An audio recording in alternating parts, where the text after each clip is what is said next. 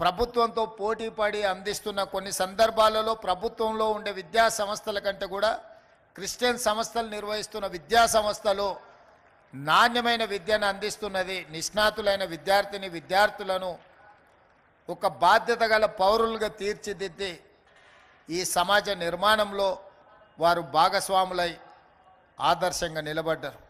వైద్యం విషయంలో కూడా ప్రభుత్వం అందించలేని వైద్య సేవల్ని అటవీ ప్రాంతంలో, తండాలలో, గూడాలలో, మారుమూల పల్లెల్లో పేదలు, అత్యంత నిరుపేదలకు వైద్యాన్ని అందుబాటులోకి తీసుకొచ్చి వాళ్ళ యొక్క ఆరోగ్యాన్ని కాపాడడం ద్వారా ఆరోగ్య తెలంగాణను ఈరోజు క్రిస్టియన్ సంస్థలు, క్రిస్టియన్ సోదరులు కొనసాగిస్తున్నారు.